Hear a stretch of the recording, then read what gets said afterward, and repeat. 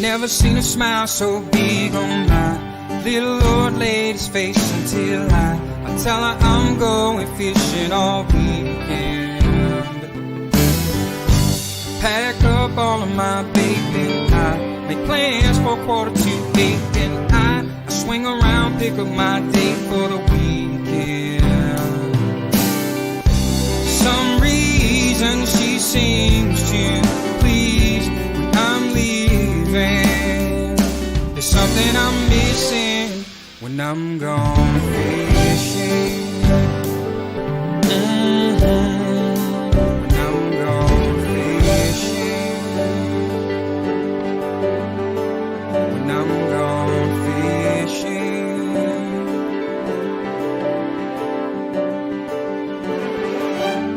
Yeah, baby. Yes, sir.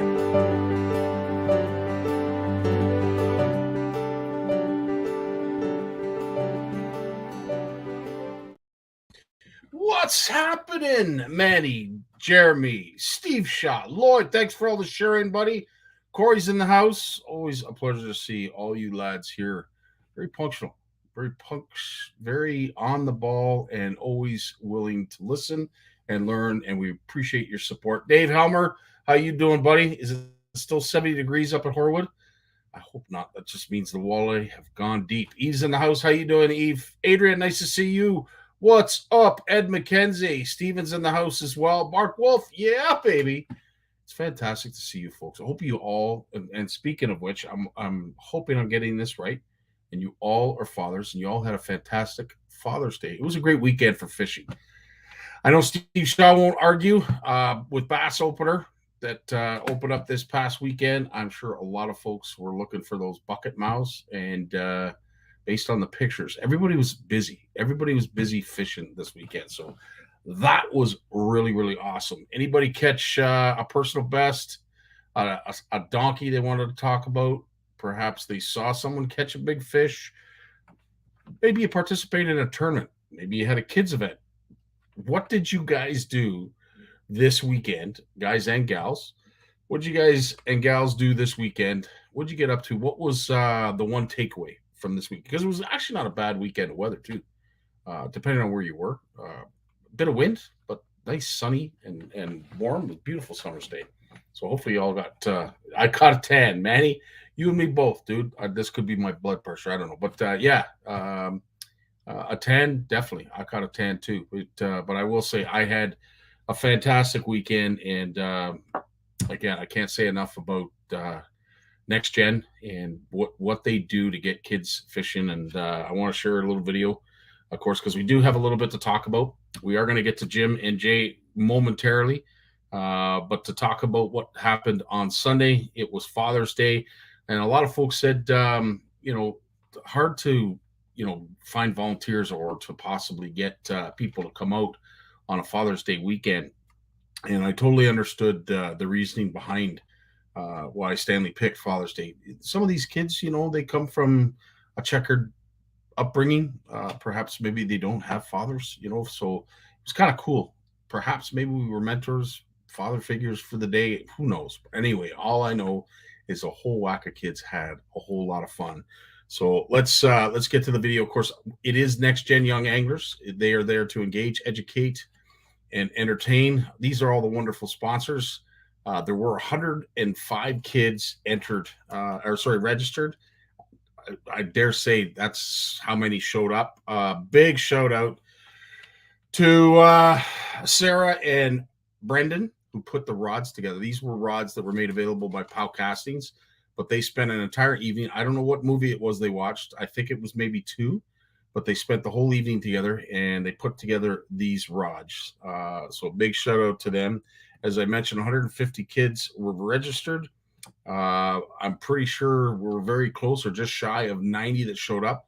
The event was right on the shores, on the eastern shores of Lake Simcoe. If you're familiar with the town of Keswick and you know where Boston Pizza is, you'll know the docks that everyone parks at to go in and have a bite and a pint. They managed to clean these docks up. Big shout out to Boston Pizza. I will be saying this repetitively throughout the video.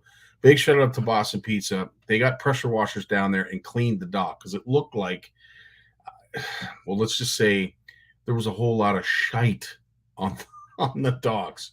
We had lots of goose and who knows what else, but it was basically an inch thick, an inch deep.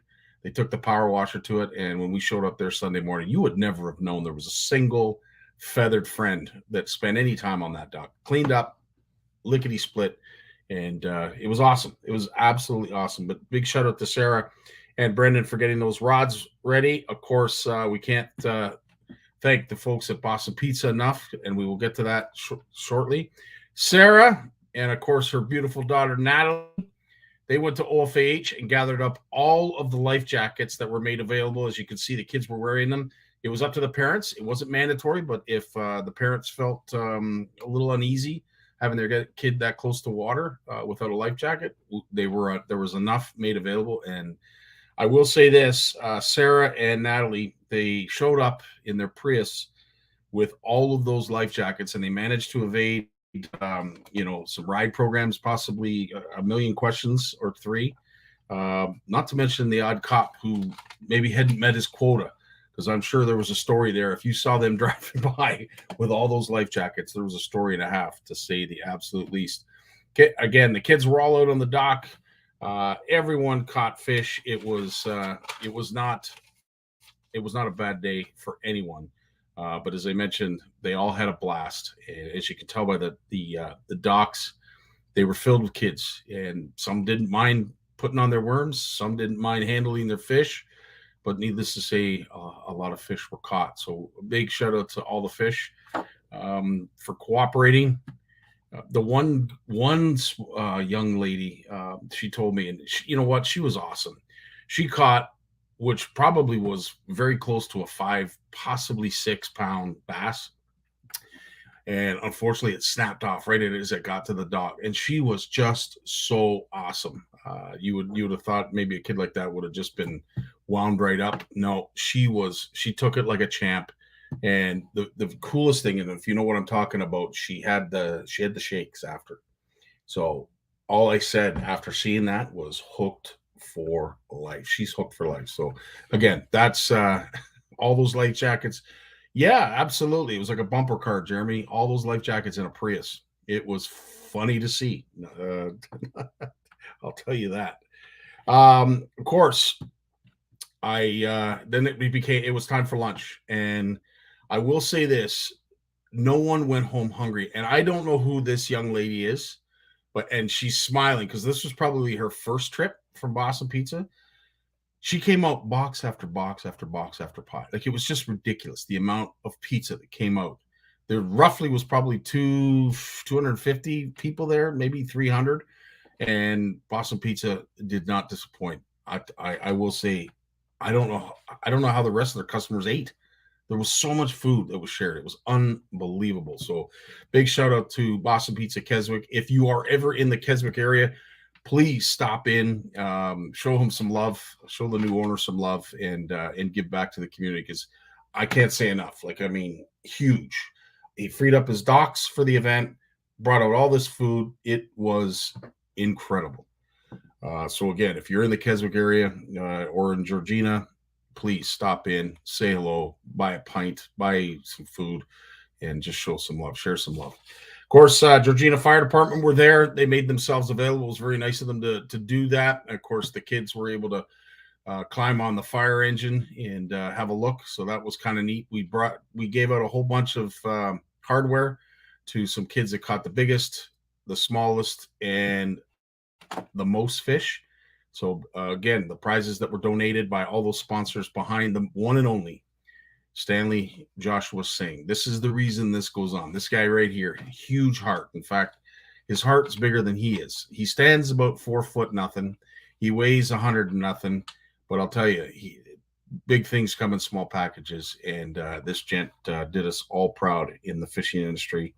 As I said, no kid went home empty-handed. They all had a rod. They all took a rod home, courtesy of Next Gen and Pow Casting. So, again, just absolutely awesome. And we're looking forward to the Lindsay event, which is upcoming in August. So for all those folks who are looking to get their kids out fishing, perhaps maybe they've never fished before, this is the kind of event you take them to. So if you're interested, please reach out to me or Stanley, Next Gen Anglers. But while I have a moment here, I want to personally thank all of the volunteers. This doesn't happen without the generous volunteers. Of course, I can't say enough about the sponsors. Those sponsors right there, please give back to those folks. They gave in a huge way. The worms were supplied. These kids wanted for nothing the whole day. So very, very proud to be a part of this and BDMC. But again, I can't say enough about the volunteers and the sponsors, and especially the parents who brought them. You are such an integral part in passing on this passion of angling, the passion for angling. And we need your help. We need the help of those parents. Yeah, maybe you come out for a free meal or it doesn't matter. All the kids fished, all the kids stuck it out. It was a warm morning. It was a warm day. The lunch didn't come out till about 12:30, and they were on the docks from basically 8 o'clock on. So they were all champs. Behaved extremely, extremely well. They all helped each other. They were all, when a kid caught a fish, they all patted him on the back, gave him a high five. It was just awesome. But a big shout out to the parents. Without you folks bringing your kids out, there would be no point. All of this wonderful work that goes on behind the scenes would all be for naught. So shout out to all you parents that bring your kids to these events. Yeah, absolutely. Charles, it was awesome. Manny, I can't say it makes you speechless. Sarah, you've seen enough of these events at ICHA, very, very similar. It was truly, truly amazing, and very, very proud to have CFN a part of it. Of course, moving right along, we only have the two announcements, which of course it's not a CFN Live without them. If you're looking to catch some fish, maybe take some advice from Horwood Lake Lodge. If you guys are looking to catch a lot of fish, go to a location that has a lot of fish. That's a good idea. That's the best idea I've ever come up with. Good word of advice. I need a Nobel Peace Prize for that. Well, I don't know about the Nobel Peace Prize, but let's just say, let's get your butt booked in a bed. August 13th to the 19th. We want to see you there. Please reach out to Doris and Warren. We'd love to see you at Horwood Lake Lodge, because I'm telling you, when it comes to fishing, you won't be disappointed. That's all I can say. It's a great, great deal for the entire week. It includes a bed, all the amenities you need, your food, and of course, if you need a boat will be made available, all for the same price. So please, love to see you August 13th to the 19th. Just circle that week in your calendar. But before that, make sure you reach out to Doris and Warren and get yourself booked, because it's getting close, man. I'll tell you, August is going to be here in the blink of an eye. So please, again, our OFC Nation second annual retreat is at Camp Macintosh. And if you don't know Camp Macintosh, if you don't know, where are you going, Don? Camp Macintosh. Yeah, baby.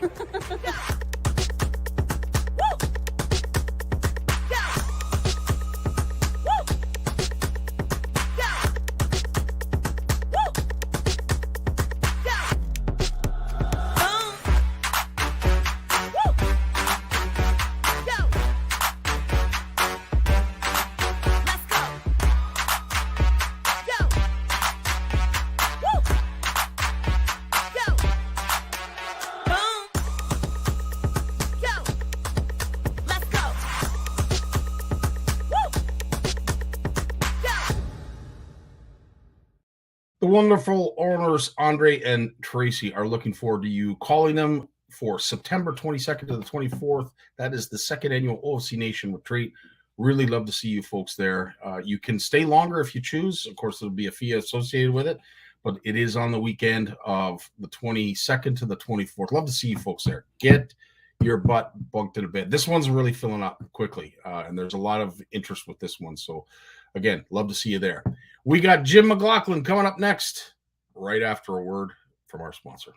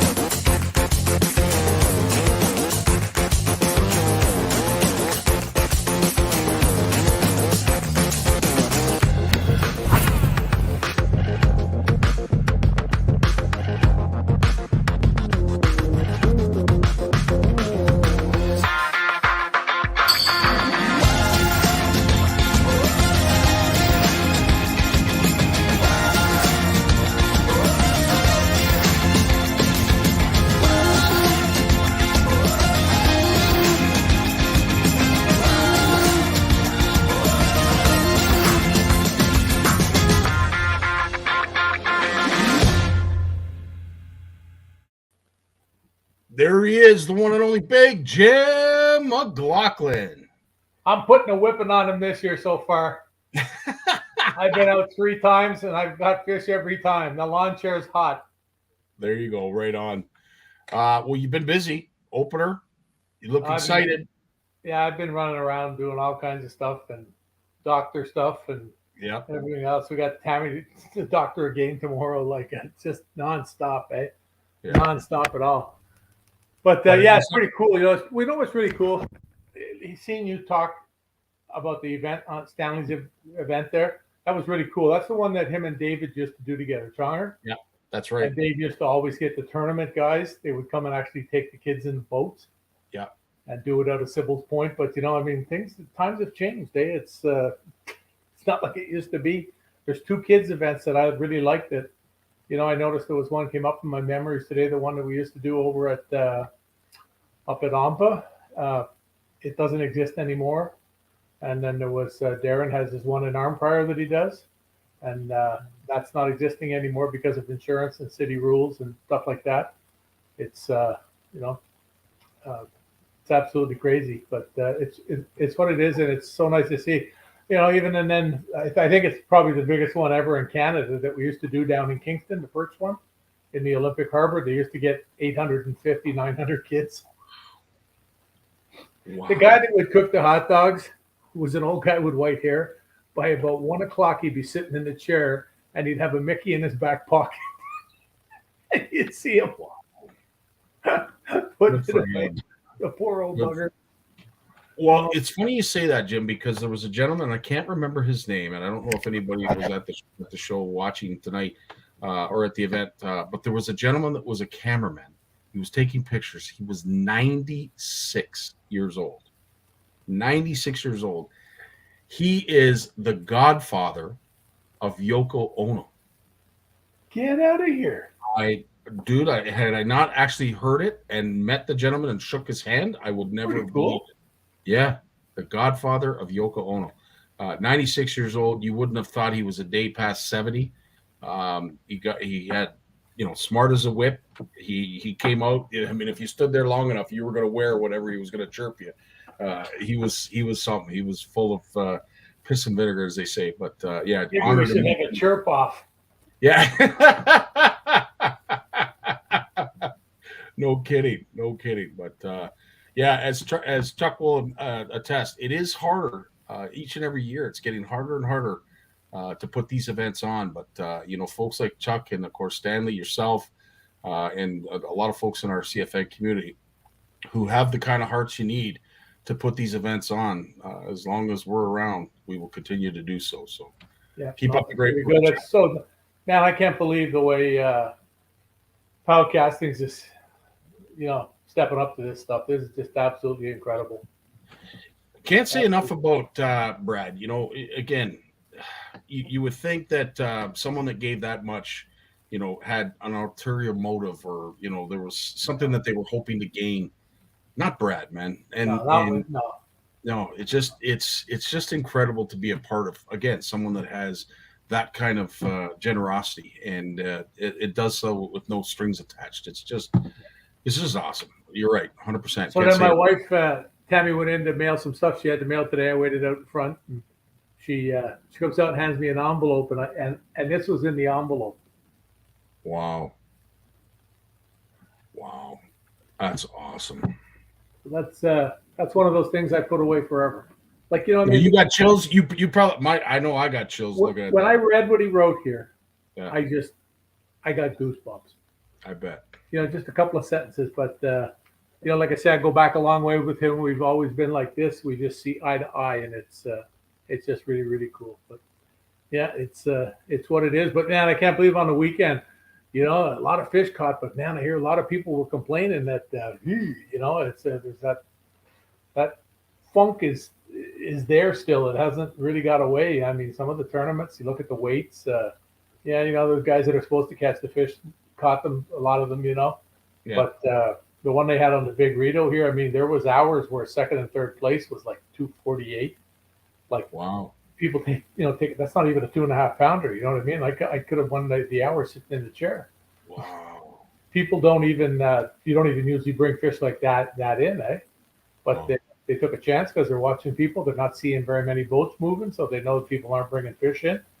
And there was only one really big fish caught in the whole thing. There's usually half a dozen, 6, 8, 10.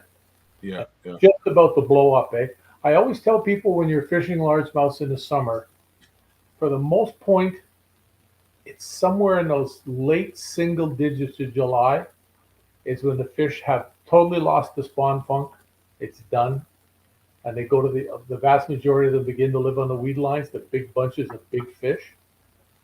And that's coming here. It's yet to come. It's a little bit behind, but it's yet to come. And all my memories come up on Facebook. It's so cool to see it now because you don't have to try to remember it. I just know that 2 weeks from now I'll start seeing things come up from 6 and 8 years ago, where we're talking about having caught like 6 or 7 largemouths over 5 pounds off a weed line in an afternoon and another 35 to go with it, or whatever. And it's just a really, really cool thing to see. But it'll happen. Fear not. But I think I was telling you there, everybody knows Mike Nabulsi there, the Shadzilla guy, makes water wheel floors, the musky stuff. He also makes a lot of plastic stuff too. And he stopped in here Saturday morning on his way to Big Rito, 5:30 in the morning out here. Looked like a drug deal behind my garage. He dropped me off. He got these new baits out, and he dropped me off a box of them. And as you can see, it's really, really cool. It's a really cool looking bait, shad bait. Yeah. You turn it. He even came up with the jig head to have it rigged. You can see the jig head. Got a little single weed guard on it. Yeah. Get it up there where you can see it good. It's got the little keeper down here to hold the plastic. But it's meant he's intending it to be fished like more like a jig. And yet I'm out Texas rigging it, especially in the bluegill color. And I'm flopping every fish I caught. I haven't caught one on a frog. Wow. I haven't caught one on a frog. And that's like 3 years in a row here on the opening weekend. I haven't caught one on a frog. Really? I haven't even had one blow up on it, if it missed it. And that's just really funny. Really, I know the weed is tremendously thick though here. They used to bring the weed trimmer in and they would cut a channel through the bay. But when they don't do that, it clogs up. I watch guys come in here and try and fish in big boats. They got 250 horsepower Mercs, and they're blowing weeds and water. They're stuck in the weed. They can't get out. It's so thick. And I really think that's why I said to you, the only place I've managed to see bass here were in my little bay where it's not like that. Mm-hmm, mm-hmm. There's been a couple questions here, Jim, in regards to the plastic that you held up. What are they called? What is your friend's plastic? What the heck did he call it? He hasn't even got it for sale yet. Oh wow! Hang on, I know. He sent it to me last night because I was asking him. Is it? Steve saying jellyfish. I'm not sure. I thought that was it, but let me check here just to be sure. I think it is jellyfish. I think. Oh, George is Jelly saying shad. Jelly shad. jelly shad. Yeah. There you go. Because I've been having, I've been having no problem out the back here catching them. Oh wow. Yeah, I saw that pic. Yeah. I haven't posted that one yet. Oh, that. Oh, and the You other. saw It looks very similar to the other one. Then. Yeah, it's pretty well the same. I had the one sitting beside the truck there. Got There a good you one. go. And I get the same phone call from a couple of guys. You sitting in a lawn chair catching those? I went out today and caught 3 all day. Launched a boat at 5 o'clock in the morning. Spent $300 on gas. Drove there and back. I'm sunburned. You spent 45 minutes behind your house. Well, listen. If you're not too busy catching fish out back, Jeremy's wondering if you'd be willing to run for prime minister. I'm in. All right, I think. Hey, Al Lindner did a thing a long time ago, and they made a point that the number of anglers that there are in the United States, that the angling community could elect a president if they all got together. It was kind of interesting. That is very interesting. Yep. And probably very true. I would think that that's probably very true. A couple questions about reels. Manny's asking, he has a Shimano Trax 400. I was wondering if you and Scotty would give me an idea of a fantastic reel for pike and muskie. I don't know, Trax is amazing, but I was thinking of another Shimano pro. It's not a problem, but I was wondering. If for pike and muskie, for most of the baits, you don't need to go to a 400 sized reel. You can, and it works. But a lot of times, like even just a Curado 300 is going to do the jobs for you. I ordered a couple of Tranks. I haven't used the smaller Tranks, and I ordered a couple of 150s on my contract order, and they were marked back ordered. I think they were marked for July 3rd or something. But I'll be getting those soon, and I have never used the small ones. But man, when it comes to the Tranks, I mean that thing is built like a tank. It's all there is to it. Right. Yeah. Built like Perhaps a Corrado. Yeah. A Corrado 300, Manny. It is so a Corrado could be pricey, but it's worth every penny. That's you for can darn. just look at a smaller Tranks. Yeah. I think the Tranks as they're getting up there. Well, they all are. Everything in the world is like that. Yeah. Everybody wants to be paid more, so everything has to go up. Absolutely, 100%. Quentin is asking, what's a good 4,000 plus size spinny reel you'd recommend for my catfish rod? Go to the Maravel. What's that? The Maravel, the new one? Yeah, that and the Vanford. Yeah, my pockets ain't that. No, deep. not a Vanford. No, that's a light tackle thing. Yeah, you don't want to use that for that. You'd be better to go with even a Noski or. I was going to say Noski. Yeah, something like that. The Noskis are tanks too. Yeah, Miravel's a nice reel as well. That Stratic FG. Stratic, yeah, can't go wrong with a Stratic, 100%. But Vanford, Quentin, you're safe. It is not ideal for catfish, and for that price, you definitely want. If you're going to spend that kind of money, you're definitely going to want it to. Yeah, to the Vanford's definitely more geared to lighter fishing. Yeah. It will do the job, but it's really not what it's intended for when it's done yet. You're better off to go to one of the tanks. Mike is asking, you ever drop shot for largies? I would imagine you would. Yes. Yeah, just a few times. It's dynamite. Yeah. The amount of time I spend drop shotting on a weed line and not drop shotting with 6 or 8 pound fluorocarbon, drop shotting with 30-pound braid. Yeah. It's I'll use 30-pound braid, and I'll put a leader, sometimes tied to a swivel, sometimes take the time to tie the knots. But no, it's definitely a dynamite method. One thing I wanted to get back to when you talked about the weed growth, and of course fish perhaps not being where they should be, maybe the catch weights are down.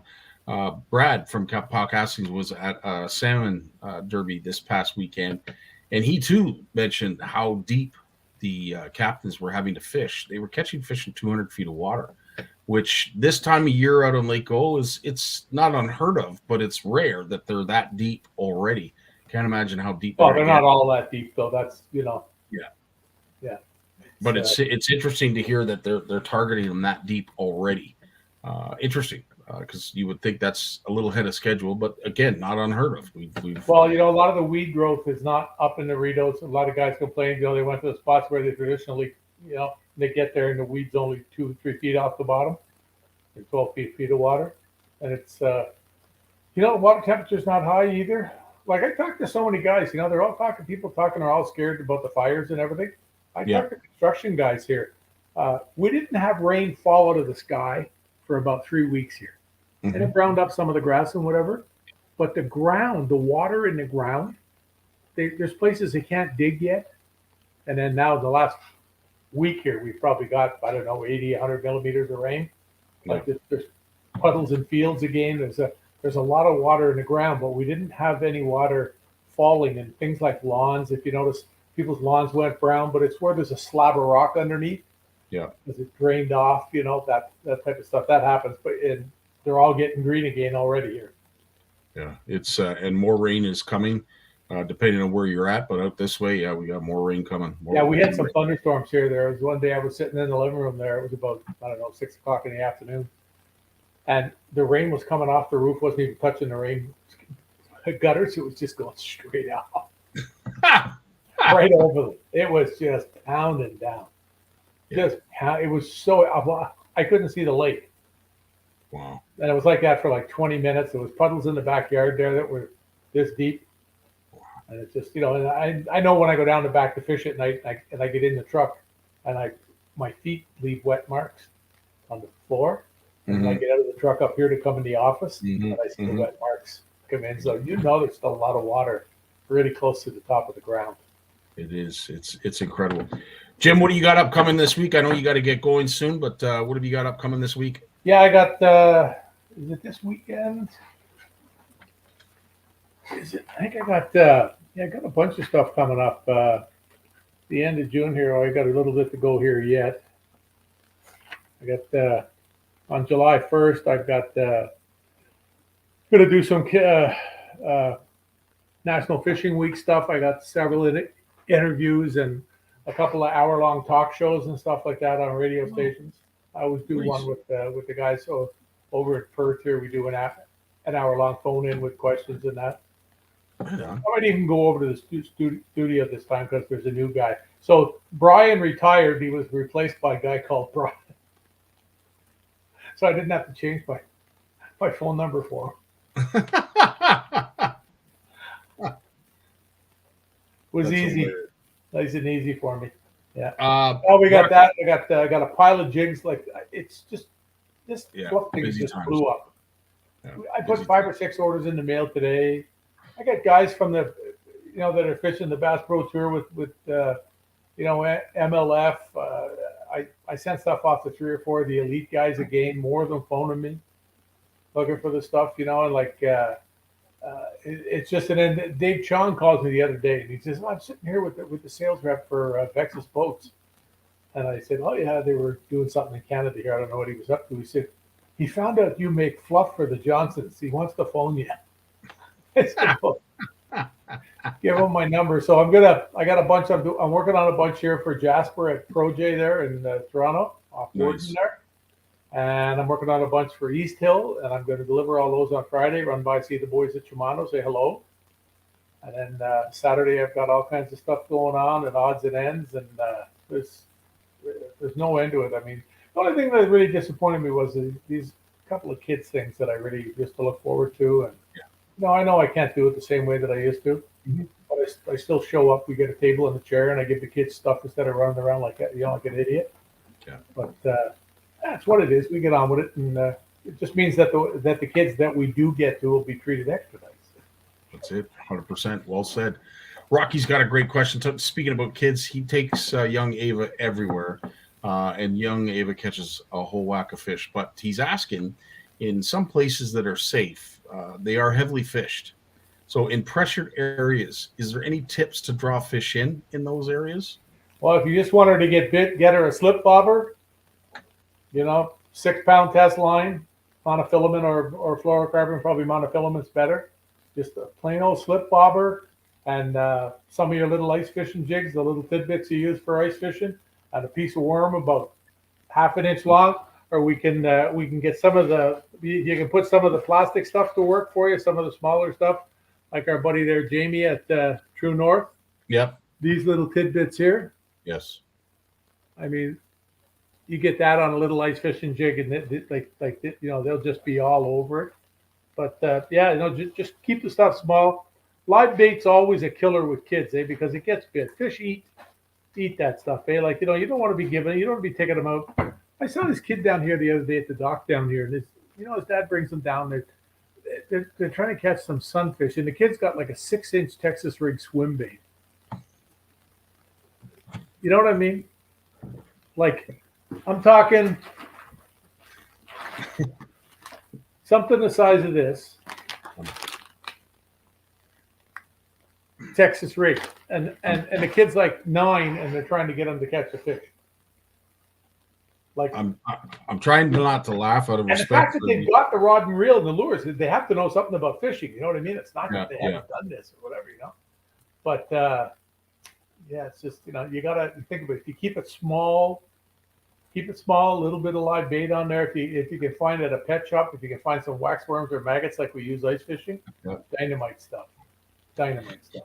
Jim, what's really cool too when you talk about live bait and watching young kids catch fish, man, I tell you, it never gets old. And I'm sure I'm speaking, to the converted when I speak to you. That little girl, she missed that bass, but Jim, she was vibrating. She had that itch. She had it, right?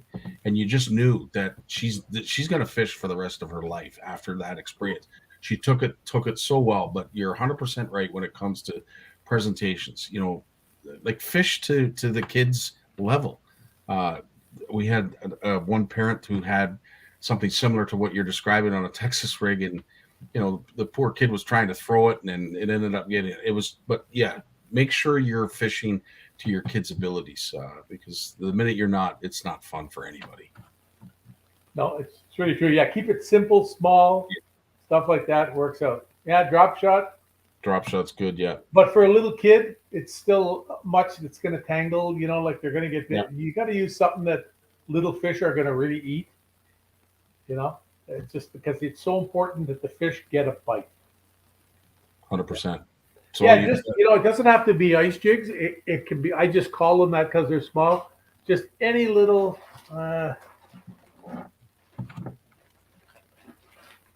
any kind of creature bait, like something that looks like it would be matching the hatch, if you will, but would be present in whatever body. 60,000 bags of stuff here, and I think I can find a bag with little jig heads in. But just little 30-second, 16th ounce at probably maximum. Yeah. Jig heads worth. Oh. Yeah, small little tungsten jig head, micro jigs. Steve, you're 100% right. Like teeny little stuff. Yeah, you might not want to buy the tungsten because it's so expensive, unless you just want to buy them. But yeah, geez, I don't have any here. Damn. But little weeny, small little tidbits. You don't need anything big. Just something really, really small. Oh, hang on, I do. I'm lying. There he goes. Bulls will share a pet. Yeah, she does. Ava does fantastic. And you two are doing amazing in the fish off. Ava is killing it. 100%. I lied, wrong box. There's a monster them. Yes. It's the box that the stuff used to be in. I saw a sticker on it. Yeah. 100%. Ed, or Euro Tackle's got some great micro baits out there as well. Yeah. Yeah. But you got to keep to that little. In fact, I got some of that right here. In fact, it's that same type of stuff. It's all little plastic tidbits in that, Mm-hmm. Come out wherever you are. Yeah, like there's some of the Euro Tackle stuff. Yeah. You can see the shape of that little critter. Yeah. That's like a water bug. I didn't think fish. Yeah, all these little things that live under the water. There, a lot of them are forms of plankton and stuff like that. Gotcha. Like even a little tidbits like this here. Oh yeah, yep. No, they're just about an inch long. Now, look at that. That stuff is bright chartreuse, and it shows up yellow. Yellow, I know. I'm never amazed by that. Next week, I got to find something yellow to hold up and see if it shows up chartreuse. Jim, as always, my friend. We I'm want not to get leaving. I'm just getting wound up. I Come on. know, and I hate to say it because I know you wanted to get going, but Yeah, I got we lots wanna to wish do you well. tonight. Yeah, want to wish you well and all your travels. Hopefully, you stay safe. And again, dude, thanks for being you. Thanks for mentoring all of us to do these things for the kids. Because I'll tell you, you have been the steward of it. You've been the start of it, and hopefully, you will be around not to see the finish of it. Yeah, we'll it's keep really you funny. on. You know that picture that we have? That's a picture of me holding the trophy in the bed with Gussie in the corner with the classic trophy. Eh? I had a guy from the States, from Alabama, Uh-huh. send me a note the other day, and he says to me, "Big, I'm reading what he's writing, and I'm hearing the accent of being from Alabama, eh? And Mhm. I could just hear him say it, and I'm reading it, and he says, "Big Jim, you must be the happiest guy in the world to have something like this happen. My friends can't even win a local tournament." And he said, "Here you are, you be the first Canadian to get in the Hall of Fame in the United States." And he said, "Then your buddy wins the classic, eh?" And I was joking back and forth with him. And he says to me, "Well, I heard you mention there that you were worried we might roll the tanks up to the border there so they get their stuff back." He was really funny. Oh, He that's was hilarious. funny. Yep. Then he told me about the 11-pound largemouth he caught last week. Oof. Yeah, so I don't like him anymore. Right on, Jim. Well, listen, you have yourself a great week, dude. Thanks so much for doing this as you always do. And Always, buddy. Love you for it, Anybody man. ever wants anything, just find me on Facebook. If I can do it, I'll do it. If I can't, it's what it is. That's it. Lawrence is coming up next after this word. Oh, he showed up? He did. He's here. Take the memo out of his file. Yeah. 10-4, buddy. You take Be care. good. Take care. When it comes to Canadian food, we've got your back with flavors like lemon pepper, beer batter, campfire barbecue, lemon pepper dill, garlic butter and chives, and crispy Cajun. We've got a mix for every meal. Whether you're serving East Coast shrimp, West Coast salmon, succulent walleye, chicken wings, or veggies, we've got you covered. Coat your food in outdoor flavors. Available online or at these fine retailers. Lawrence, you made it. We can't hear you, unfortunately. We there's no audio. Hopefully you can hear us. There's no audio. Nope, still no audio. Let's see if I can do anything here. No, you've got it muted on your end.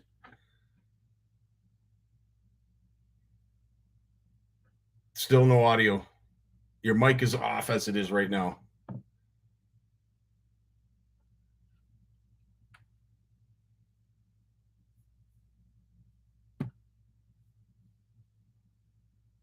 Oh,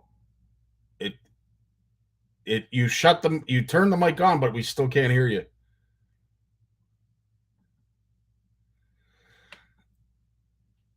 He's trying. While Lawrence tries to figure this out, here's another teaser for Horwood Lake Lodge.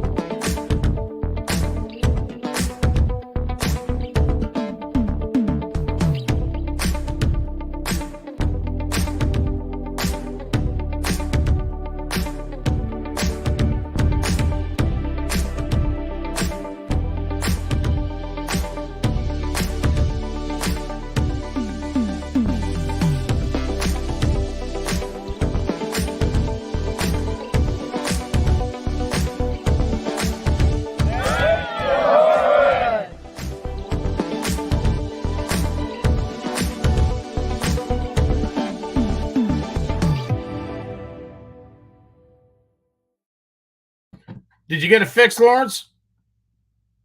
No. No audio. And I don't know if enough of us know sign language. I'm sure Lawrence could talk up a book the size of War and Peace with his sign language, but unfortunately, we won't be able to understand it. And Lawrence, we'll come back to you. If you get it working, we're going to go to Jay next, right after a word from his sponsor. The fear of failure is failure itself. The world of science rewards the ones who are willing to try and fail. Because without the courage to embrace failure, ideas remain ideas. But with that courage to fail and to learn, ideas can change the world. J-Dog, way to jump Hey, in. what is happening, brother? Right on, right on. It's all good, man. I'll tell you, you have been busy. A lot of folks have been busy out fishing, but you have been particularly busy. You and Trevor both. Tell us how your weekend went. And Well, happy Father's Day, by the way. So Father's Day was awesome. I got spoiled. Actually, a couple things happened. So Trevor signed up.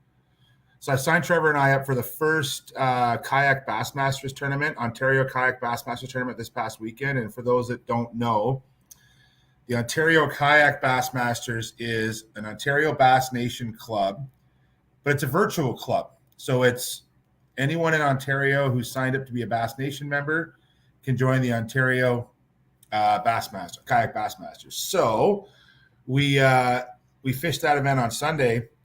Heather was great. She got us a bed and breakfast. Dude, sometimes it's just nice for family, and shout out to my wife for just, I've been working so much and I'm totally stressed out. And sometimes you just need your better half to be the better half. And she was. So she booked a bed and breakfast up at Horseshoe Valley for us, which is about 45 minutes from the lake. And, there's some things there for the girls. They got to go listen, my girls love fishing, but they also love pools, patios, sunshine, So the girls went up there Friday night after work, and they were having fun. And Trevor got home from work. By the way, Trevor's a pizza maker at Domino's now part-time. That's his new gig. He's got to pay for fishing stuff, right? Yeah, he's a Domino's. Yeah, baby. So he gets home from work Friday night about 9:45, and I'm like, you want to drive up tonight or do you want to go up tomorrow morning early? He goes, what do you want to do? I said, I can drive up tonight if you're game. So, dude, we drove up Friday night. We got there at 1:00 in the morning. And, but I don't know about you, Scotty, but sometimes it's just nice to get there and then you can put your feet up. Yeah. So we got there Saturday, put our feet up for a bit, and then we took his new Doss King kayak out, and he's put some posts about that on social media. It is a beautiful looking kayak. Dude, it is. I didn't think I'd like the red kayak with the Raw Fish logo on it. I told him yesterday, dude, that is a sharp looking kayak. It is a sharp looking. I'm glad you mentioned that, because kayak, to me, a kayak is a kayak. That thing that he has it looks killer. It looks awesome. I gotta show it off, because you know what? I'll be honest with you. He is that up there now? Yeah, that's sharing. Yeah. So the kid, he picked out that color from Darren Ford. I was like, you sure you want the red one? He said, yep. And that's the one he picked. And it's a sharp looking kayak. It looks real good. Now, of course, Scotty, I'm a little colorblind. Okay. So the red for me across the lake is kind of hard to see. I'm not going to lie. It's funny that people think that but if you're not red, I have a little bit of red. It's not bad, but red, green color blindness. And it's hard to see that damn red kayak when it's with him though. I'm not just talking a few hundred meters. I'm talking a mile away. Right. So anyways, back to the story. So we took his kayak out, Scotty, on Saturday. We went to Lake Dalrymple, and of course it was bass opener, right? Zone 17. Dalrymple sits in zone 17, whereas Lake Simcoe's in zone 16. So Dalrymple was jammed. We didn't even get our boat in. Not that we wanted to pre-fish. I just wanted to water test his new kayak. And George, no Habs fans in our house, buddy. Don't you worry about that. So we went to Bass Lake Provincial Park by Aurelia and put his kayak in and got it all tweaked out. So let's jump ahead to the tournament. We fished the So we haven't fished Dalrymple in over 20 years. Trevor's never been there. And I bet you I fished Dalrymple twice in my life. So we went out there and we went drop shotting for smallmouth in the morning, and we tried some topwater, but it was funky, right? Scotty, the weather this weekend was pretty windy, breezy on Saturday. And that was a west-southwest wind. And then it switched to northeast and was like flat calm on Sunday morning. Like, and it humid. Calm all day Sunday. And humid. That's the part that I couldn't understand yesterday. Yeah. Is we're getting a north wind, but it's humid out. Yeah. You know what it is? So I'm going to give a shout out to one of my students, Shane, and I believe him. So he's taking geography at Waterloo. Yeah. He was explaining to me about the forest fires and how the smoke is making it seem hotter than it is with solar radiation being. I agree. We can go on about climate change and stuff, but literally the smoke is causing it to be warmer than it really feels. Because even today, dude, it was 24 degrees today. And it felt like it was 28 or 29 today. So is it just me, like working outside in construction for all the years? I have to say the last 10 years, and I know you and I have talked about this. Yeah. It seems like that sun is getting ridiculously hotter and hotter. Yeah. Every I think so. I really think it is. And this forest fire smoke, I think, is compounding it, you know. Doesn't help. So anyway, so there we are, dude. Sunday morning, we left the band breakfast at 4 a.m. Get this. We left at 4 a.m. We got to the boat ramp at 5 after 5. No, that's wrong. We got there at 4:45.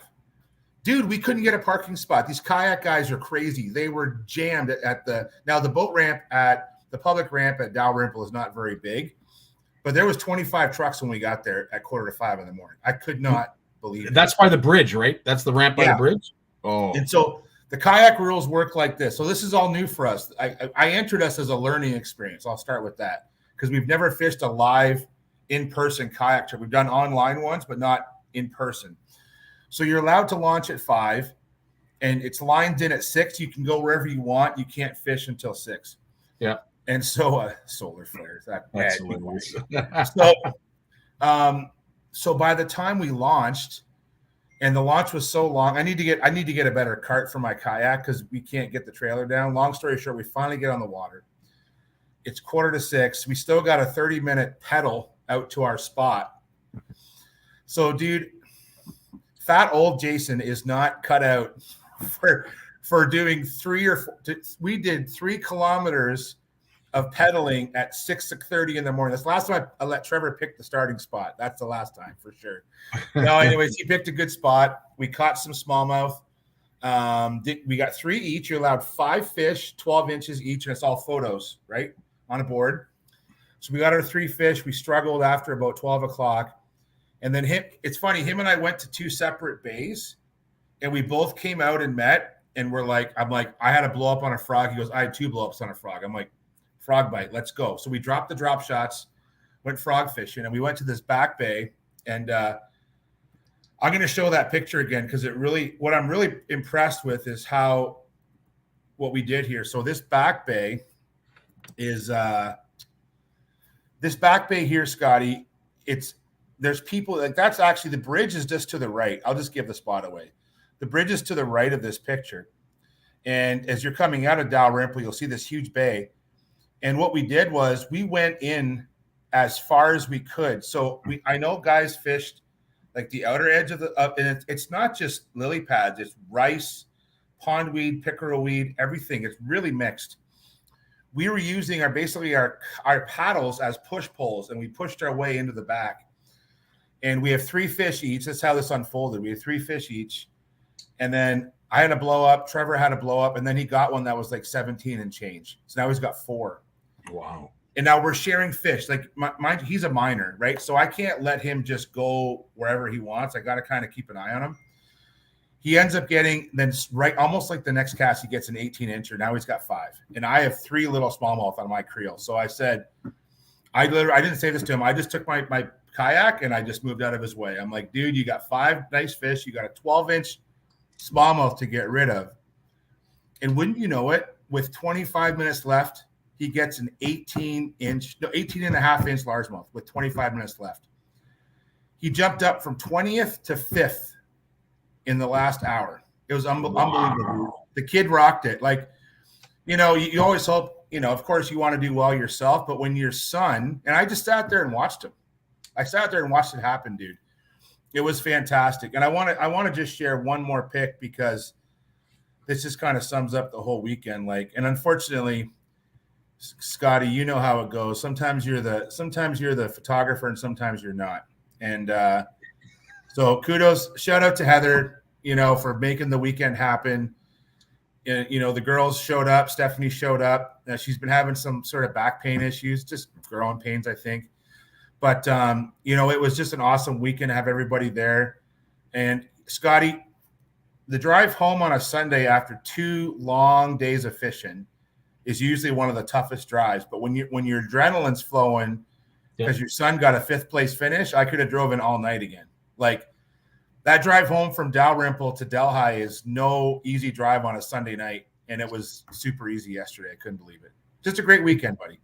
It's so interesting that you say that because I used to say that to the folks when the boys were playing hockey, and they said that you achieved a lot in football.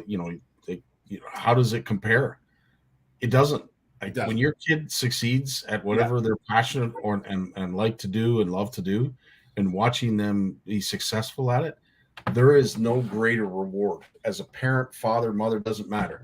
No greater reward than to see your kid succeed.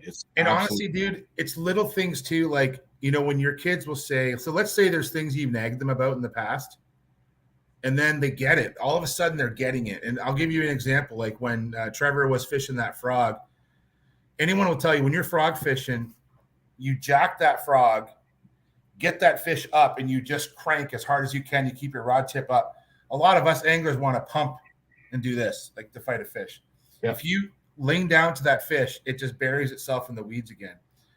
He did that mistake once. I didn't have to tell him because when he landed his 4th fish, he says, "Dad, I did the pump thing and I was so mad at myself, but I didn't do it again." Like, so I'm actually hearing him correct himself in the technique. Like, and kudos to John Dean and the Kayak Bassmasters, because when we got to the weigh-in, they actually gave Trevor, because Trevor finished 5th against a very, very good field of sticks. Like, I'm not even proud of as a son. I can give you the list of names. It is like the who's who of kayak fishing in Ontario, and the kid finished 5th. And whatever happens going forward, that's amazing. And I'm really proud of him for that. Like, unbelievable. That's my Father's Day gift, was him finishing 5th in a kayak tournament.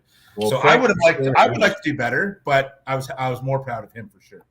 Amen. Nothing like seeing your kid succeed. No, it is the ultimate feeling, I'll tell you. Awesome. George brings up a good point, and maybe we can find an explanation for it. What he doesn't get is we talk metric units until the conversation turns to fishing. Then it's all about inches and pounds. Yeah. Why is that? I don't know. Like, I kind of walk both lines, right? Because at work, everything's in millimeters. Like, all of our lengths in fish is millimeters. And so I can't even translate inches to millimeters easily. Weights I can kind of do because for years I've looked at weights between fish and weights in bass fishing tournaments, which is in pounds. But I'll tell you, I agree, George. I don't get it, man. I don't get it. I wish we would go metric. I honest to God, I wish we would go metric. It makes more sense to me. But it's easier when it comes in that kind of situation, when it comes to measured tournaments, when it's all about the length of a fish. Yeah. Millimeters are so much easier because there's such minute measurements that you can be bang on accurate where you can't necessarily with inches. Yeah. Anyway, everybody or, wants to talk. What's funny, what Trevor likes to rip on Dad about, I'll tell you this story. So years ago, I fished in a bass. It was just a $5 buy-in trailer park tournament at, I forget the place where Trevor's grandparents had a place on the Sturgeon Lake. So the short story is I won it with a 5-pound, 13-ounce fish, largemouth. Okay, it was big fish take all. Mm-hmm. When I got the trophy, it has 5.13 on it. Right, exactly. And to this day, that trophy sits in our living room. It's only like this big. It's like a little trophy, right? But it's like insulting because I'm like a 5.13 pound bass is like a 5 pound 2 ounce bass, but a 5.13 ounce bass is like almost a whole other bass, right? Yeah. It's so true. Anyways, but they do. Everything sounds bigger. Yes, you're 100%. You're right. Yeah, you're right. Everything sounds bigger. But hey, well, not really. Like if we did everything in millimeters, man, it's long. Like, like a 12-inch fish would be 300 millimeters. Like, that's pretty cool. A 30-inch walleye, we're talking 1,000 millimeters, right? Like that's pretty awesome. Almost that, not quite that. 850 millimeters. Now it's interesting that you were catching them shallow because there seems to be a trend, or at least that's what I'm hearing. As I said, Brad was out at the Salmon Derby this year, this weekend, and all the fish are deep. They were finding it the same in some of the other tournaments. Yeah, they're deep. Now you found them shallow. Is there anything that you can maybe justify that fish may be going deep this early? Is it all about water temperature? Or is there something else? Yeah, so I'll tell you what. So Dalrymple was an interesting place because I haven't been there for 20 plus years. So I'm going in blind, and all I really can go on is what I see on avionics, and then what I see with my eyes when I'm fishing, and then what my water temperatures tell me, right? So we're literally pre-fishing as we're fishing, Scotty. Like we're figuring things out as we go. And you'll hear a lot of anglers talk about fish the moment. You got to kind of fish what you're seeing. So we got out to this shoal, Main Lake Shoal. We got our smallmouth on like a rockweed mix. And then all of a sudden, we got into this milfoil bed, and it was beautiful, Scotty, like gorgeous milfoil bed where it comes up to the top, and it's 8 feet of water underneath of it. And we couldn't get a sniff, like not even a small bass, like not even a sniff on this milfoil bed. And I fished another one, couldn't get a sniff on it. And then we went into a bay, and all the beds were abandoned. All the beds, like you can tell where the bluegills were nesting in little colonies. And the bluegills were still nesting in a couple bays, but most bays were vacant of even spawning bluegills. They had just finished. And the bass nests were almost starting to silt over. You could tell the bass nests are quite a bit larger. And so I'm like, what's going on? So now we started the morning in the main lake. Now Dalrymple's a small lake. So to go from the middle of the lake over to shore is only half a kilometer. The main lake was 65 degrees. And I'm in the north end of Dalrymple where it's deeper. So that's about 25 feet of water. When we finished frog fishing at 2:30 in those bays, it was 78 degrees in those bays. Wow. And what we found was most of those frog fish that we were catching, I think all of them were males. And even that fish I put up of Trevor's had a tattered up tail, and they were guarding fry. They're all fry guarders. And so when you're in the bay, like we're literally in a foot and a half of water in spots where we're catching these fish, and there's schools of fry swimming around, and there's males guarding them, and they're actively guarding because as the winds, like we would let the wind kind of drift us into these bays with a kayak, you would spook bass because they're guarding their cloud of bait, right? Mm-hmm. And then the kayak comes over them, but the bait or their bait ball, their fry ball doesn't move, and then these bass then spook because they're pushed between. I don't want to leave my fry, but there's this fat guy in a kayak coming over top of me, so I need to get out of the way. Okay, so all these bass were guarding fry and actively doing it, and so I think that's why there was quite a flurry of activity because we were catching the fry guarders in that bay. And so I heard Jim in the first part of the show where the fish just haven't set up yet. They're in this post-spawn phase. The females have probably headed out. They're probably going to set up soon, and the males will be right behind them. But we're in this, it's a funky transition right now. It's going to be another week and a half before they kind of dial into that early summer pattern on those deep weed lines. And not even the deep weed lines, just where they kind of set up in normal areas because the males are still busy guarding their fry. And so it's a randomness in that shallow water. And the male smallmouth are doing the same thing. The shoal we caught the smallmouth on, I think 3 of the smallmouth we caught were breeders, meaning the smaller ones we weighed in, I think were not quite mature fish. Like they're like in that 12, 13 inch size. And I do believe the ones we caught were guarding fry up on top of the shoal. Wow. Honorable mention though, Trevor, this is how the Barnuczes work. We caught 9 different species yesterday on Dalrymple. Sweet. Yeah, dude. We caught Trevor's got the official. He got a personal best bluegill, 9.5 inches yesterday on a drop shot. Wow. So never mind the kayak bass tournament. Him and I are out there trying to up our CFN fish off stats. You know what I mean? Like hey man, we can't help ourselves. I got a 30-inch pike on a wacky rig. Like that's just how the day went, right? So, Sweet. tons of fun, dude. Tons of fun. That's awesome. Brian also had some fun out on the Bay of Quinte. He got a Nice 4.62 pound largemouth in 5 feet of water. Nice. Won me $1,000, and That's awesome, dude. That is awesome. Crazy bug hatch on Stokel. Yes. So I don't have my good hair buddy on here anymore because he's stepped out for the evening, but I hope he's listening to this. I listened to a really cool podcast on the way up to Dalrymple about hatches and marabou, and it was an angler from kind of like an open angler. I think he's from Michigan. Okay. And he swears that so black marabou is like 90 to 95% of his game. That's it. But when that mayfly hatch is happening in the spring, it's brown. Brown is king.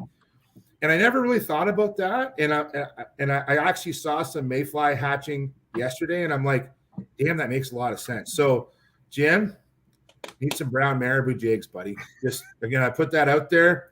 If I need to have a conversation with you and e-transfer you some money, but I got lots of black marabou, but no brown marabou. So we should talk, man. That's interesting. I never knew that, but it makes sense. It does.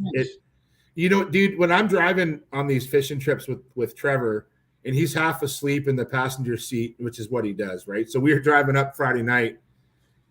Jeff Penner. So Mark Penner he owns Grimsby Tackle. So Jeff Penner is Trevor's bud. So Jeff and Trevor are talking fishing. Like, dude, listen to those two turkeys talk fishing in the car when I'm driving up in the middle of the night. It's like you and I talking fishing. It's really awesome. Like I love hearing two boys, young men, talk about fishing. And then as soon as Trevor hangs up with Jeff, I was listening to this podcast, and I'm like smacking Trevor in the arm, like, "Did you hear about the brown marabou? Did you hear that?" And he's like, "Dad, I just need to sleep, Dad. I'm really tired now." And then he slept the rest of the way. But the brown marabou has had me talking and thinking about that mayfly hatch, because one of the challenges, Scotty, especially on big lakes for smallmouth, is fishing them during the mayfly hatch. They're hard to catch because they're so dialed into those mayflies for that 2-week period. And I love this brown marabou. I was going to throw black this year, but I'm going to try and find some brown marabou jigs to try it. I think that's a smart idea. Really, it's interesting. You talk about that, and I don't know if it has to do with how the fish are positioning themselves to feed on the mayfly. Yeah. But typically, I find them a lot shallower when the mayfly hatch is on. Yeah. But I'm also amazed, especially when it comes to walleye, how far they'll travel in the water column. Yes. Eat mayfly. They literally, you can't see them, but the mayfly is putting around on the surface, all those ripples and what have you, and then all of a sudden, boom, then it's gone. And you can't see the walleye, and it's like 15 feet of water. Like that fish traveled 15 feet to eat that mayfly. It's amazing. It's true. Like some of the stuff I've been reading about fishing. So the hair jig thing is new to me. I'm not putting beans about it. I've experimented with it a bit. I want to spend some time with it this spring or this summer. But I'll tell you, kind of the common thread is it's got to be fished in kind of clear water, but not super clear. But to have that condition, you need it to be calm, right? Which isn't every day for sure. Yeah. And you also want to be able to watch it almost the entire time. So once it gets below, a lot of bass anglers, once it gets below 6 or 8 feet, and if you lose sight of it, you can't fish it properly. And why I've read this, and a few anglers have said this, and I believe them. You want to kind of swim it like subtly, very subtly towards you. And you're more like just reeling it and letting the marabou do the work. And then when that bass comes up to it, you want to just change your cadence just a little bit. But it's a little bit of sight fishing because the bass is watching that marabou in the water, and you have to adjust your cadence to how the bass reacts. Well, you can't do that in deeper water or in stained water, right? So now this is a smallmouth pattern, right? I don't expect walleye to be in 5 feet of water. Mm-hmm. So for walleye, I think you'd have to use your electronics a lot more, Scotty. I think you'd have to and even yesterday I was drop shotting in the kayak. Like I was literally video gaming beside the kayak. What I did this year was I moved my transducer up from kind of just behind me to just up with my knees. So with my drop shot rod, I can literally video game fish in the kayak. And Trevor caught a walleye doing that yesterday. No way on Dalrymple. Wow. On Dalrymple. That's amazing. I told George that online because I know he's a walleye researcher. And I told George that I told Trevor, that's a species at risk. You better let that go in Lake Dalrymple because it's a poor walleye that place. It was probably a 2.5, 3 pound walleye, like a nice breeding size walleye. I couldn't believe he caught it. So it's cool. The shame of that lake, if folks don't know Dalrymple, just to give it a little bit of background, Dalrymple used to be a hotbed for walleye. It used to have incredible walleye fishing. The Cottagers Association on that lake did some incredible work when CFN was around when it came to spawning ground restoration and shoreline restoration, and then got several loads of walleye that they stocked in that lake. And for whatever reason, they never came back like they were. But it's not to say that you can't catch them, as Trevor has. The same goes for the pike. A couple good friends of mine this weekend were up at the kayak tournament, and they grew up fishing Dalrymple. And they talk about the spring pike fishing. Like it's kind of one of those lakes that's kind of close to Aurelia, and on those rough, big wind days, you go to Dalrymple because if Cooch is blowing or Simcoe's blowing, you go to Dalrymple. And I'm curious if it's just fishing pressure. Like that lake is so close to that major urban center. I wonder if it's just fishing pressure. But yeah, they said the pike fishing has really dropped off too. There used to be a lot more, sort of double-digit pike in that place, and the numbers have really dropped off the last few years. And I don't know, I've never been there, but I'm going to guess it's urban proximity to Aurelia. That gets pounded. Absolutely gets pounded. Yeah. George has mentioned another mayfly nymph imitation bait from Rage. Have you seen these? I don't know what these are. No, George, you're killing me, man. I'm gonna have to go online. Hope Heather's not watching this. I'm gonna have to go check out Raid. Okay, hold on. Raid, George, just a minute. I'm gonna do this right now. Raid Japan Mayfly nymph. Oh yeah, George. Yeah, we're gonna have to talk. Wow. Oh, hey, they are available. That's a pretty cool bait. That's at Peterborough Pro Tackle. Can you see that? They got everything, man. Look at that. Wow. And that, just for the record, that's a 2.5 inch bait. 2.5 inch. Wow. Beautiful on the drop. It's called the Raid Japan Oka EBI. So, yeah, George, you're killing me. And I know that I know the fellas at Peterborough Tackle pretty well, unfortunately. Don't tell anyone else I said that. They're a great place to deal with. Great store. Great store. Mark is mentioning that he was smashing eyes up on Nipissing with the Berkeley Gulp Alive minnow. 55 fish today, mostly on the Gulp. I have to ask, Mark, how many keepers did you catch? I think that's the more interesting question with the new slot limit. I have to tell some people out there, like, I love my Berkeley Max scent, the purple bag with the flatworms. The Berkeley Gulp Alive minnow, the 3-inch one, it is absolute dynamite on a drop shot or on a jig head. It is, and what's great about Gulp, Scotty, is I know it dries out if you leave it on the hook. I get that. Mm-hmm. Mm-hmm. But when you're using it, it is dynamite. It's so hard to rip off the hook. The bluegills, I think on the one hump we fished yesterday, there was a colony of nesting bluegills. And dude, they were chewing my max scent baits, and I was getting pretty mad at them. Like, I don't want to throw my expensive baits away at a bunch of, and they were big though. Like, these were 9-inch gills, dude. We measured some of them, just to be honest. They were 9-inch plus, but they were chewing up my good drop shot baits. And I wish I had my Gulp minnows. So if folks you're out there, Gulp Alive minnow, and before max scent, if I was going fishing for walleye or for smallmouth, Gulp Alive minnow, 3-inch, sometimes a 4-inch. 4-inch on a jig head is really good. 3-inch on a drop shot is really good, but you can do both. They are hands down one of the best baits you can use for that application. Hands down. Great bait. Yep, it is. It is a great bait. Used them many times for walleye, and I can't say a bad thing about them. That's actually great to hear, Mark, that you managed to catch some keepers. Awesome. Yeah. Good stuff, Mark. Thanks for But you threw them all back. So good, even better for you, Mark. Even better, Mark. That's awesome to hear that you were able to actually catch keepers that are outside this. That's fantastic news. We could talk about Nipissing walleye management. Oh, geez. All right.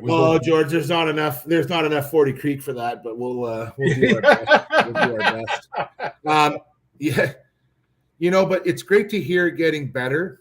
Yeah. And hey, this year was a real cool year. They opened up bass season literally a month before normal to offer anglers an opportunity to fish because the walleye number, and to encourage anglers to just target something different. I know the walleye, it's not technically closed like Skugog, but it's under a lot of pressure and it's in recovery. So I think that's great.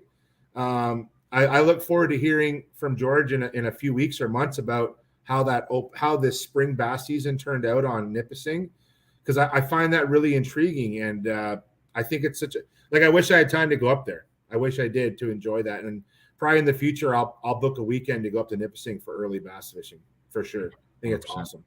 Yeah, some of the tournaments that went on the weekend, I heard the Johnson boys, when it came to CanCast, managed to take home first place. What I heard. That was nice to see. I'm not sure. I think there was like 30 or 40 boats that were involved in that, maybe even more. I'm not sure. Nice to see a good turnout there. There was a number of other tournaments that went on as well. Yeah, the ones I love are those hourly weigh-in events. Like, honestly, I think that is the best tournament format going, because it'll, if you are new to tournament fishing and you just want a bit of a taste of it and you don't want the pressure of it. So I know that the not Berkeley, well, I sponsor it, but Bass Champs on Quinny, and then the Mega Bucks on Rito, which Rob Jackson and his wife run. Is that right? Mega Bucks. And the format for those now, they vary a little bit, but generally it's like this. And I fished them before. You launch your boat in the morning. You don't have to weigh in a fish at all if you don't want to. The leaderboard is usually posted online somewhere, and it's top bass, usually top 3 every hour. And so let's say you're sitting on a 4-pounder and you're like, that might weigh, and you might want to go weigh it in. You can look at the results in live time, and it's a bit of a gamble. If you weigh in at the last minute, let's say you weigh in with 5 minutes to go, it's a 4-pounder, but someone brings in a 4.5 with 1 minute left, then you drop to second. So there's a bit of gambling with this. At the same time, if you don't catch a lot of fish all day and you just stay out fishing all day, that's fine too. I remember going to Quinny once. We didn't weigh a fish, and we caught so many fish between 3.5 and 3.7 or 3.8 pounds, but nothing we caught would have won us a prize. So we didn't have to go in, don't have to sit in line. We paid our money, fished for fun. And it's almost like just, dude, it's like going to the hockey game and getting your 50-50 ticket. You buy your ticket, and you might win and you might not. And if you don't cash your ticket in, you're good with it. It's a ton of fun. So I highly recommend those hourly weigh-in events. And there's 2 great ones running every year on opening weekend. So Zone 20, which is Bay of Quinny, is the Quinny Bass Champs one. And then I think it's the Mega Bass or Mega Bucks one that happens in Rito, and that's Zone 18. I highly recommend entering those if you just want to enter a bass tournament. You want to, gamble a bit, have a bit of fun, but not a lot of loss. That's the one for sure. So we saw it firsthand. It was the first time I'd actually seen how that kind of format works. And Steve, thanks for bringing this up, because this is exactly what I wanted to mention. That was the Lunker Bowl format. Very, very similar. And I loved the strategy that a lot of the anglers had when it came to what you just described. Do I weigh it in now, or do I weigh it in the next hour? It's actually awesome. And with the live scoreboard, it just adds an extra bit of excitement to the competition. And you know what? It takes away the whole need to, it takes away the need for that weigh-in at the end of the day where it's just complete chaos. So if you're the organizer of the tournament and you do the hourly weigh-in, like a typical tournament, you're bringing all the fish in at the end, and you have to have lots of volunteers. And, I think that you still need lots of volunteers, I guess, but because you spread out the weigh-ins every hour, it's a busy day, but the business is kind of spread out 100%. in a nice way, and it's a lot nicer of an event, both as a participant and as a coordinator. I think it's great. I love them. Yeah. So, Brian, this is exactly the excitement I'm talking about. You missed the first hour by 1 minute, so you waited in the next and still managed to stay on top. So awesome. That's pretty cool. Hey, and that doesn't always happen, and quite often usually you get bumped. But Brian, congrats, man. That's fantastic. Absolutely. Yeah, Absolutely. That's great. And Brian, I want to know about that picture of your profile picture. Just let us know who that is and where that fish was caught. That's great. Looks like you got a nice young person there with a fish. 100%. This is exciting and interesting news. The catch rates have gone up on by 8 to 24%. Wow. So the slot limit is working. The folks are able to keep a lot more fish. They're able to target a lot less time on those fish, which means they're not beating them up like they were last year. So kudos, man. That's fantastic. It's just waiting for this to start to happen, Scotty. I think that the folks who put these restrictions in, I think it was well done. But boy, hey, it takes time. These fish, dude, they're slow growing. They take their time and but it looks like things are turning corner. That's fantastic. It is. And George is obviously asking for some fishing tips, possibly a trip to Long Point. Well, George, if you bring the kayak down, we'll get you out. So the little boat hasn't seen water in 2 years. It's been kayak fishing only. So, but if you, come on down. We'll get you on the water. We'll figure that out. And let me know where you're working. If you're working at Dover or Wheatley. Dover is really close to me. Wheatley's a little further, but we'll figure something out, George. That's awesome. And to explain the picture, it's his oldest son, Michael, with his first Lake Ontario Smallie, and my youngest admiring it. So that is very, very cool. Congrats, Michael. That is great. You know what? And tell Michael that, I'm going to tell the story about Trevor. He's going to hate this. I talked about Trevor's frog fishing and how great he was at it yesterday. Trevor's first experience frog fishing, I have a video of it. He was 5. Lightning McQueen PFD, if anyone remembers Cars from Disney. Yeah. He wouldn't throw the frog over the lily pads because he was scared of the big bass that would eat it because he saw the ones I was catching. And then a muskie ate his frog. This was in Emily Creek on Sturgeon Lake. And I have a video of him crying because the muskie ate his frog and broke his line. Fast forward 10 years, he places 5th in the Kayak Bassmaster event on Dalrymple. How? Fishing a frog. And 10 years before, he didn't want to fish a frog. So, wow. Mike, the world is yours, Michael. Good luck, my friend. Love it. Right on. George is asking, what frog do you typically use? It really depends on the habitat that we're fishing, to be honest. Over the years, I've used Spros, live targets.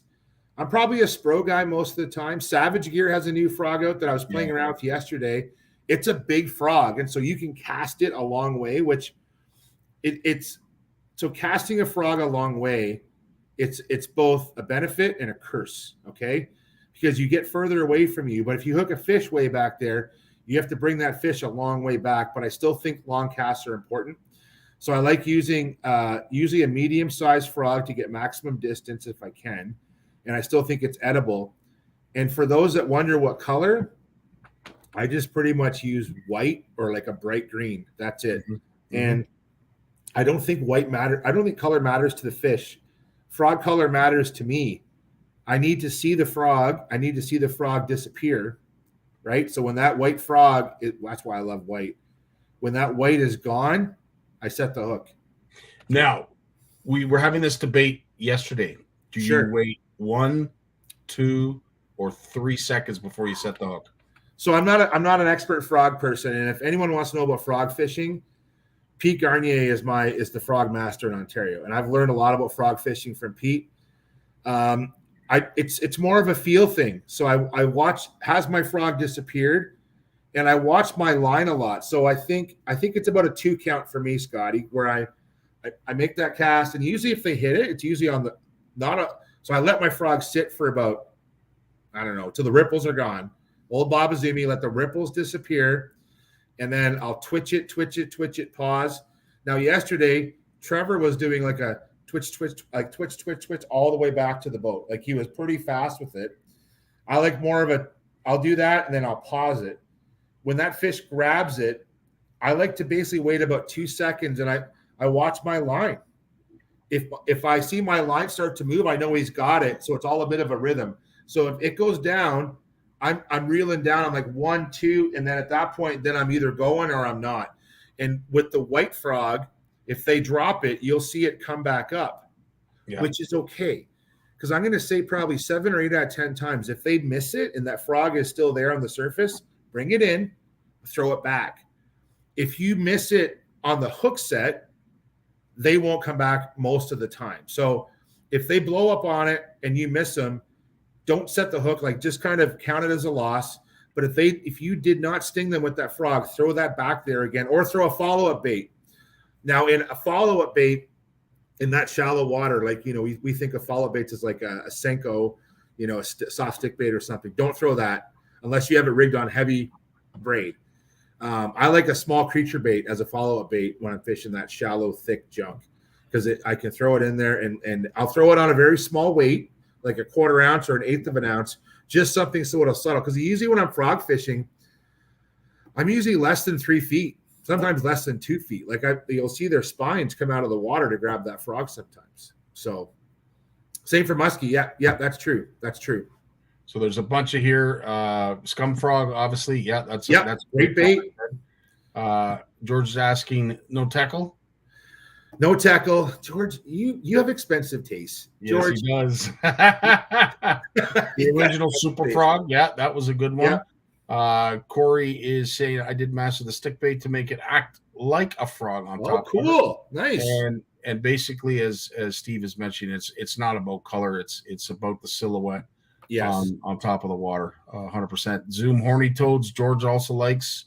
Yep. Always work well. And this is one, we were talking about this. The old Johnson silver minnow. Yeah. With the porco, which with the curly tail. Yeah. So you bring the Johnson silver minnow through, so it would sachet. Is that right? That how it is. That's good, man. I like that. Sachet. Okay? And the little porco would curl, like a little pigtail would curl behind it. Oh yeah. I have a box of silver minnows in my basement. I still do. The other one, Ed, is the Moss Boss. The Moss Boss is one that my buddy Gord used to use all the time. And if anyone wants a great tip for frogs, and I actually tried it for the first time in a while because I hadn't done it for a long time, is boil them. Boil your frogs. Don't use your wife's best pot. I did.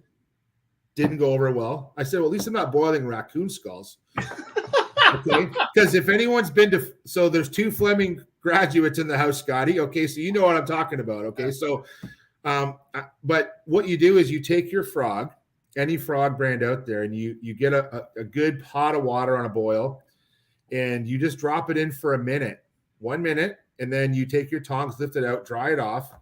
And then you take your wife's favorite cutting board. Do that. And you put the frogs on the cutting board so they dry overnight on the kitchen counter. And then you leave them there for 2 more days. No, don't do that. And this is what I did. But honestly, so you let the tails dry, but the frogs get much softer. And I saw a great YouTube video of this where a guy took a frog and he had a frog before he boiled it. And he put a 2-ounce weight on top and it would barely sink in. And then he boiled it and the 2-ounce weight would sink in like 1/8 of an inch. Like it would soften up the frog. So it softens them up just a little more, so a little better hook set. And we fished boiled frogs on the weekend, and Trevor got a 5th place finish. So if that helped him, that helped him. So we were boiling frogs on Thursday night in the kitchen. So it's awesome. That's fantastic. And take care of your frogs. Make sure you dry them out after you fish with them because the legs will stick together. And frogs are not getting cheaper. If anyone's bought a hollow body frog recently, holy crap. Yeah. So you got to keep those rubber legs fresh and make sure that you dry them after you fish with them or they start to stick together. The other tip I'll give is I often shorten the legs. I don't have a frog here because I'm in the motel, but I'll take, if this is my frog and the legs are back here, I'll put the legs up over top of the eye, and they usually go up about that far. I trim the legs at the eye so that the legs are the same length as the frog. It's usually how I trim them. If you want to get really crazy, trim one set of legs shorter than the other, and you'll get more walk the dog with your frog. So I remember Dave Mercer teaching us that on Facts of Fishing about doing that, taking it out of the package and cutting one side a little bit shorter than the other. And I have to say, he was bang on right. There is a lot more action with those frogs. By doing that, like what's amazing is, once you play around, once you get the right rod and reel, so usually if you're fishing the Kawartha Lakes, like everyone a tip, you go into a shallow bay on the Kawartha Lakes where you got like bent over eelgrass with the pickerel weed. If you see an open spot in that vegetation, probably 8 out of 10 times it's because there's a stump there or a piece of wood that doesn't allow the vegetation to grow. And that's a great spot for a bass to hold. So you throw it past the hole, get it to the hole. And if you play with this, you can walk the dog where the frog doesn't come forward. The frog will almost like sit on one spot and just pivot back and forth and then pause it. That is a fantastic way to catch pressured fish in shallow water. Great tips here. Steve's mentioned to trim the legs on an angle. I've never heard of that, but that works. So I agreed, Mark. There's a lot of cool stuff here that we're learning, and we will likely use out on the water. What have you got upcoming this week, Jay?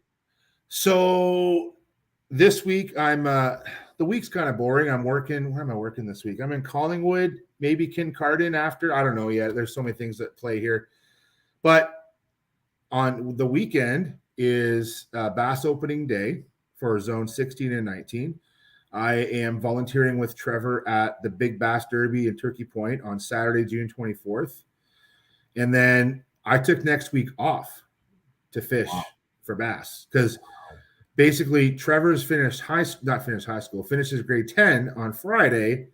And he's like, Dad, I got the week off. And I've been working like a crazy person for the past 3 months. And I'm like, Scotty, as you get older, they give you more vacation time. And I'm like, but then sometimes I don't always use it. I'm like, I need a week off. So so we're going to go fishing all next week, every day, guaranteed. So any particular places you're choosing, like obviously we're going to,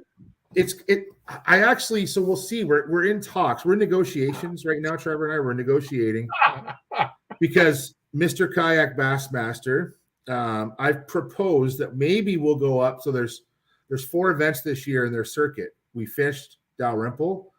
The next one's on Sparrow in mid-July, and then there's an event on Gloucester Pool in mid-August almost. So I said, why don't we take 3 days and go up north and spend a day on Sparrow, like checking out the access points and fishing. And then Gloucester Pool and Sparrow are not far apart. So maybe we'll do that next week for 3-4 days. And then it's Canada Day weekend and we got bass tournaments online to fish. So dude, but I've been waiting for bass season to open at home. It's almost here. 1 more week. It's going to be awesome. And yes, George, I can attest because he has shared the evidence. He has a lake for you. I know he has lots of lakes for me. Yeah. I just need to retire and not be a field biologist anymore. I need to go visit George is what I need to do. I'm not even saying that sarcastically or jokingly. I'm 100% serious. We all need to visit George. 100%.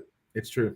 Right on, Jay. Well, listen, give a pat on the back to Trevor. Of course, I will. Big hug for Heather and Steph for being who they are and allowing you to come on here and share all of your tales, all of your stories, and all of your journeys. We truly appreciate it, bud. Thanks, everyone. Great talking tonight. I love how we got talking about frog fishing because that's what's on our mind these days. Yeah, thanks, baby. Everyone. Take care, Jay. All the best, my friend. And that wraps up another show. Unfortunately, Lawrence was not able to join. Something was wrong with his mic, so he'll be back next Monday along with us and hopefully you as well. And we thank you so much as we always do. And we appreciate it. Folks like you showing up and being dedicated and supporting the show. Can't thank you enough. Dave, that's another week, another wrap. It's on you, buddy. Take us away. All the best. Enjoy your week. Love you all. Peace. Well, as much as I hate to admit it, I guess we've run out of time. So I've enjoyed it. But I'm going to do something I haven't done since season 1. Turn out the lights, the party's over. They say that all good things must end.